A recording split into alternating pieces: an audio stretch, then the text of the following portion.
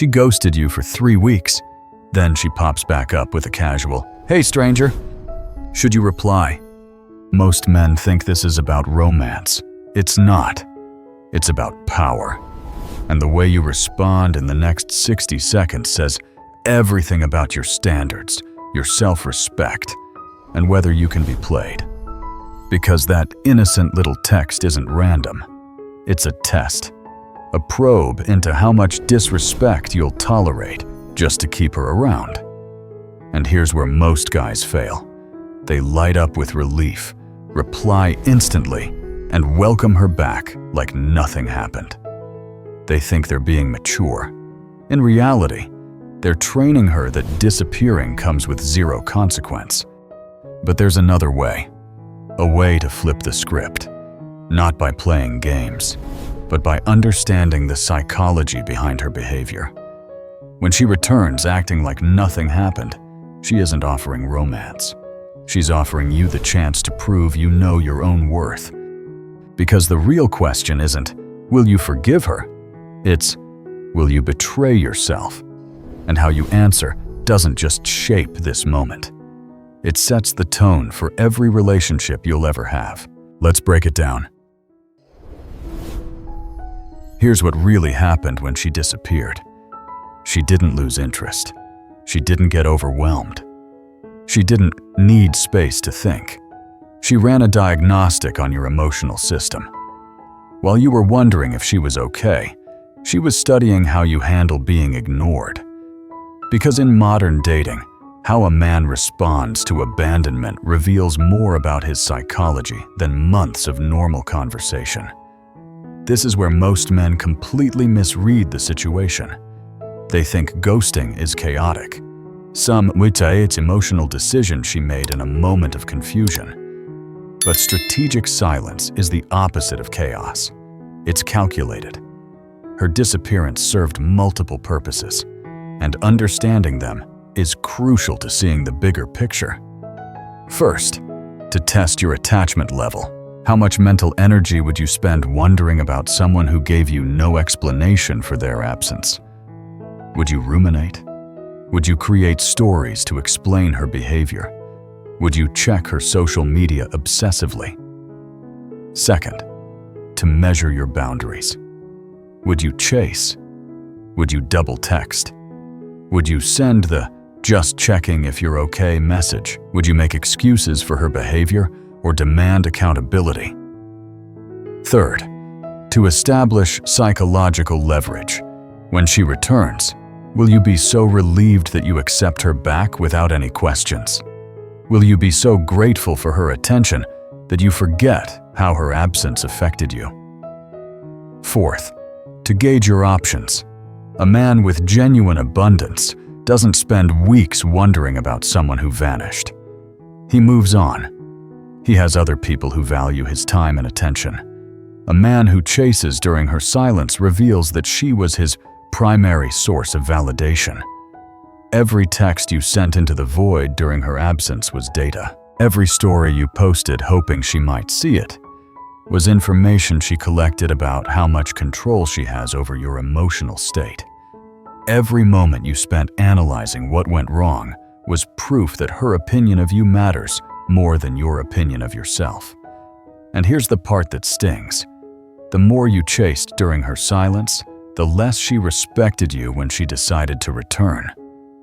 Because here's what no one tells you about attraction. People are drawn to those who demonstrate they have other options. When you spend weeks wondering about someone who vanished without explanation, you're not showing loyalty. You're showing scarcity. You're advertising that her treatment of you is the best you believe you can get. You're confirming that your self-worth is contingent on her validation. This is why her casual return feels so disorienting. Your nervous system treated her absence like an emergency, but she's returning like nothing happened. The mismatch between your internal experience and her external behavior creates what psychologists call cognitive dissonance. Your brain literally cannot reconcile the disconnect between how significant this felt to you and how insignificant she's treating it. You experienced her absence as abandonment. She experienced it as strategy. You felt rejected. She felt in control. And in that confusion, most men make the choice that destroys their value. They minimize their own experience to match her energy. They gaslight themselves into believing that if she can act casual, then the disrespect must not have been that serious. But what if I told you that her return isn't about missing you? It's about testing you. Testing whether you're the type of man who demands consistent respect or just hopes for occasional attention. When she comes back, she's not coming back to you. She's coming back to test whether your attention still has the same price it had when she left. Think about it like this. Attention is currency. And like any currency, its value is determined by scarcity and the conditions under which it's exchanged. While you were wondering about her, she was conducting market research. How much could she withdraw her attention without crashing your emotional portfolio? How long would you wait? How much would you wonder? How dramatically would your self-worth fluctuate based on her digital presence or absence? Her silence was price discovery. She artificially inflated the value of her attention by restricting its supply, then returned to see if your attention was now worth exponentially more than when she left. This creates what psychologists call intermittent reinforcement, the same mechanism that makes gambling addictive. The unpredictable reward schedule creates the strongest form of psychological conditioning known to behavioral science. She created psychological tension through her absence, then offered relief through her return. You mistake the end of suffering for the beginning of happiness. But here's the deeper layer most men miss. She wasn't just testing your reaction to her absence. She was programming your nervous system to associate her presence with relief, her attention with reward, her acknowledgement with validation. This is trauma bonding in its most subtle form. She created the wound, then positioned herself as the healing. She generated the chaos, then offered herself as the peace. She broke your emotional equilibrium, then returned as the solution, but only on her terms, at her pace, within her framework. And here's the trap. She didn't come back because she missed you. She came back because she successfully conditioned you. Her absence trained your brain to crave her presence, not because of what she adds to your life, but because of what she took away from it. You're not her first choice returning. You're her most reliable choice. The man whose attention remained available even when hers disappeared.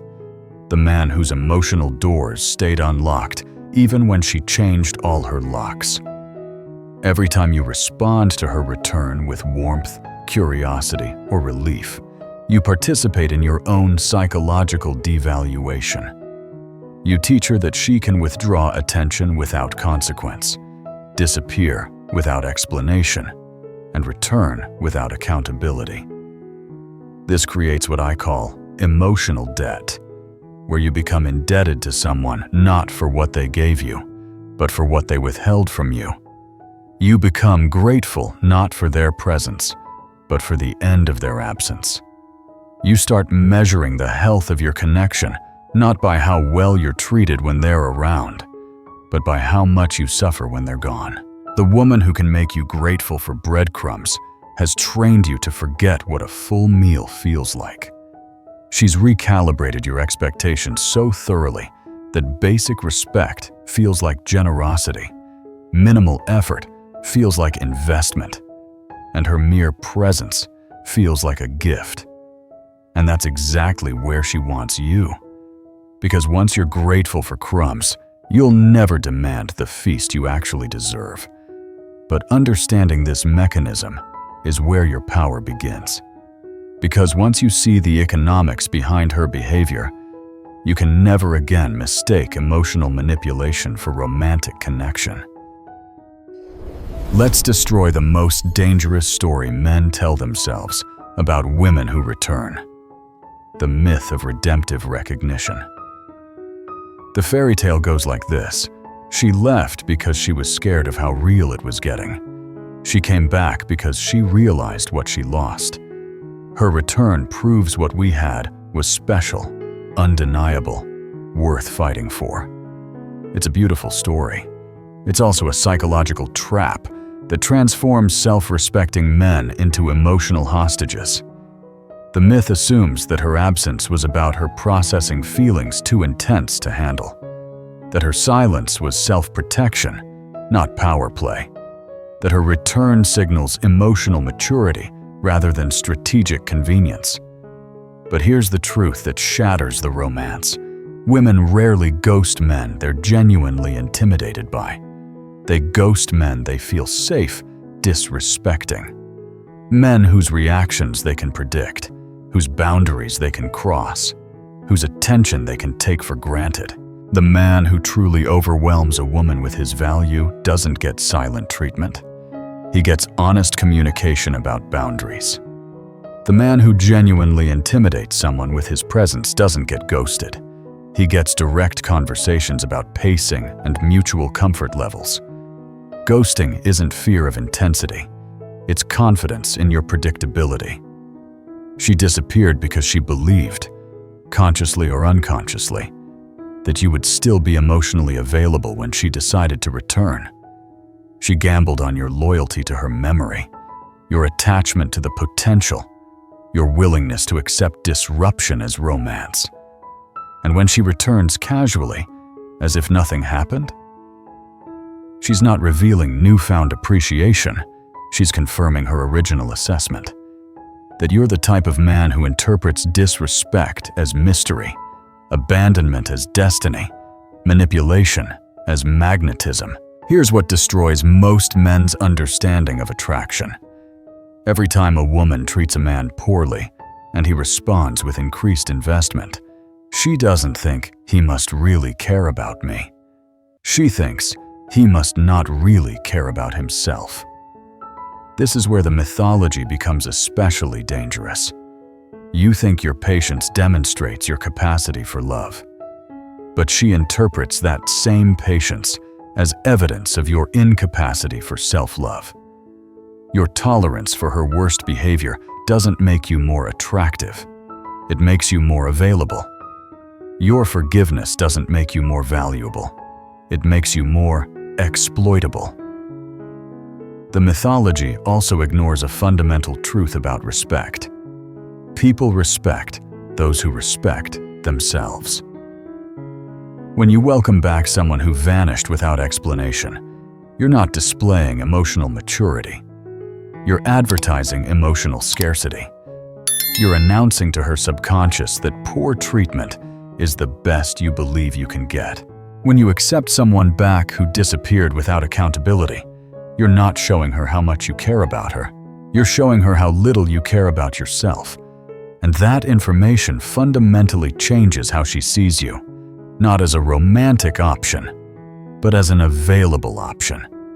The woman who returns to test your boundaries isn't returning because she's ready for something deeper. She's returning because she's confident you'll accept something shallower. She's not seeking to upgrade the connection. She's seeking to downgrade your expectations. And until you see the difference between redemptive love and strategic manipulation, you'll keep mistaking disrespect for destiny, chaos for chemistry, and emotional warfare for the kind of connection your soul actually deserves. Here's where most men experience what I call cognitive emotional override, where their rational mind knows something is wrong, but their emotional system hijacks their response. She reappears with that perfectly crafted message, not too eager, not too distant, just casual enough to seem natural, just warm enough to reignite hope. "Hey stranger," or "You've been on my mind," or "Miss talking to you." And something inside you breaks. Not heartbreak, something more fundamental. Your internal compass starts spinning. Your emotional GPS begins recalculating. all the progress you made in accepting her absence, all the strength you built in her silence, all the clarity you gained about your own worth, suddenly feels fragile against the weight of her return. This is where most men make the fatal error. They think this feeling is about her, that the intensity of their response proves the depth of their connection, that the chaos in their nervous system validates the specialness of what they shared. But what you're actually experiencing is the reactivation of an incomplete psychological loop. Your mind never finished processing her disappearance because it never received closure. So when she returns, your psyche doesn't celebrate reunion. It attempts to complete the original trauma of abandonment. This is why her casual re-entry feels simultaneously like victory and violation. Part of you celebrates being chosen again, while another part recognizes the disrespect of her assumption that you'd still be available. That internal conflict, that's your masculine intuition fighting against your conditioned responses. The mismatch between how significant this feels to you and how insignificant she's treating it creates cognitive dissonance.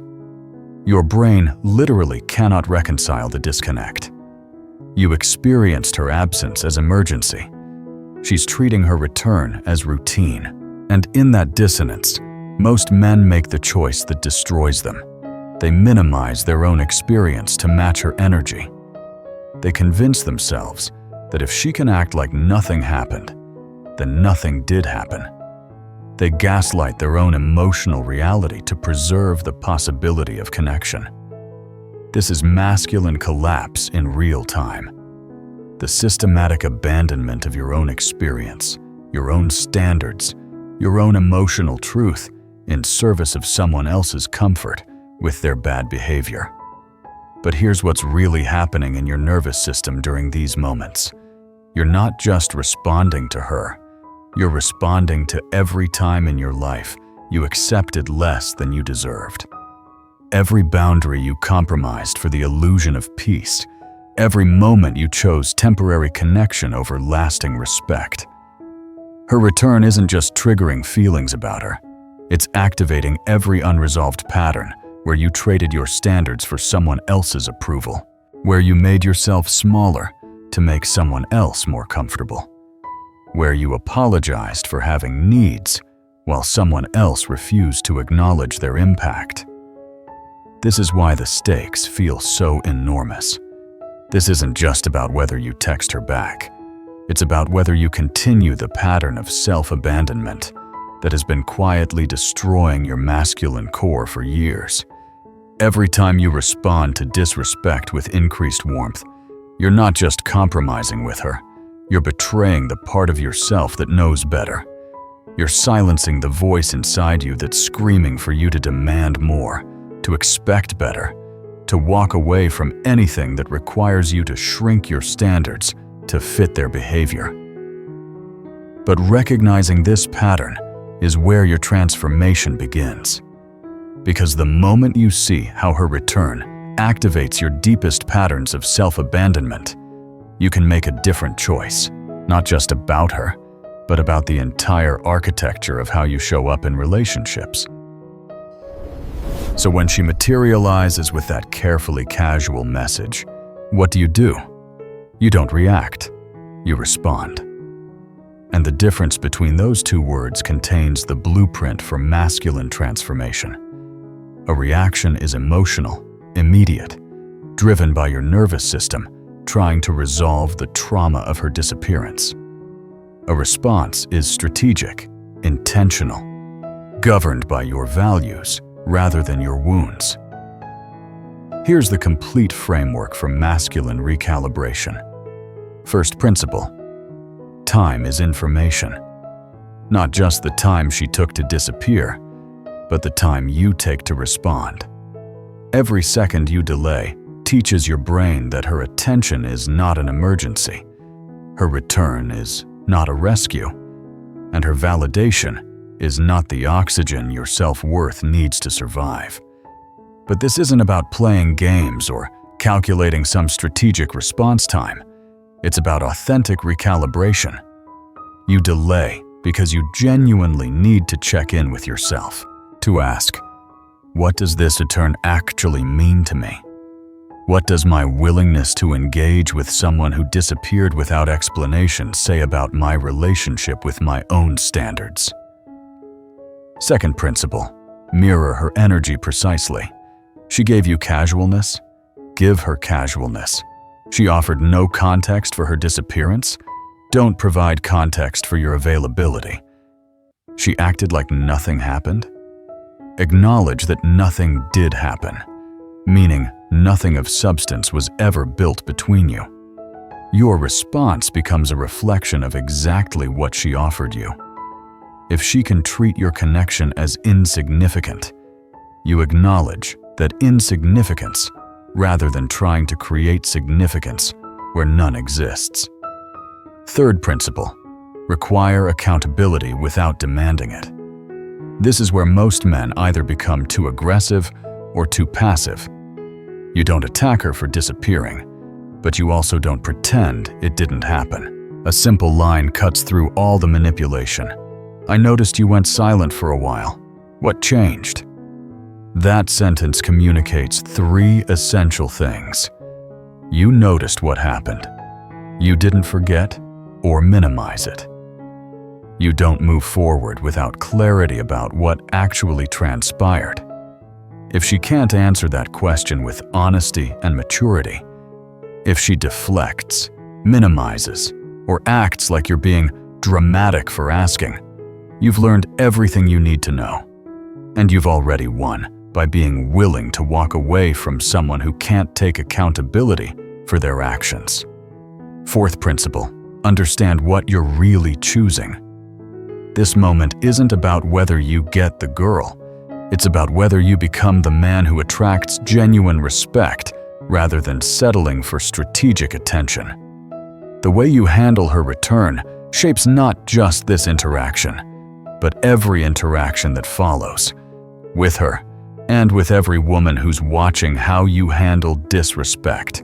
Because energy is contagious, the way you allow yourself to be treated becomes a broadcast of what you believe you deserve.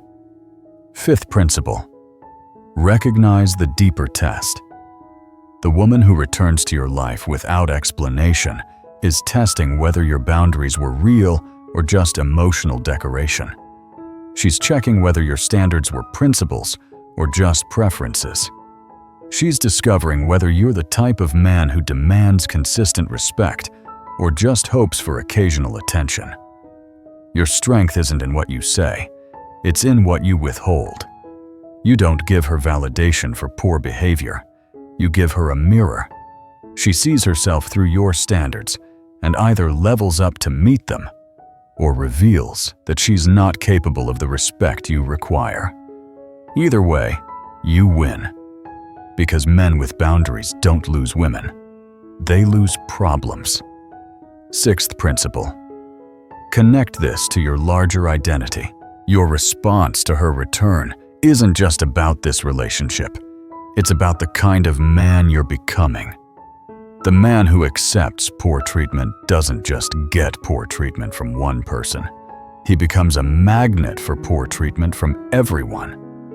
But the man who can look at casual disrespect and respond with calm clarity, who can acknowledge what happened without getting emotional about it, he doesn't just transform this one interaction. He transforms the entire energy he brings to every relationship that follows.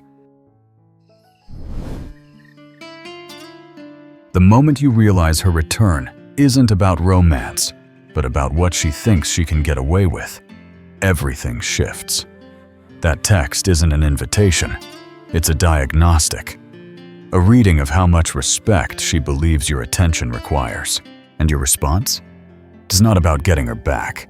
It's about choosing who you are. The man grateful for crumbs, or the man who builds his own table. The man who negotiates for respect, or the man who simply expects it. Because how you handle this moment echoes into every relationship, at work, in family, in friendship. Accepting casual disrespect here teaches the world you'll accept it everywhere. But meeting it with calm clarity, without begging, without folding, redefines your entire identity. Her ghost and return isn't a gift of reconnection. It's a mirror, a chance to see exactly where your standards stand. The right woman won't vanish to value you. She'll communicate, respect your time, and never need to test your worth. So the choice is sharp. Repeat the cycle, or use this moment to become untouchable. Her return isn't your second chance with her. It's your first chance to choose yourself. If this shifted your perspective, subscribe and share it with a man who needs to hear it. And tell me in the comments, have you faced the ghost in return? How did you respond? Your story could be the reminder another man needs today.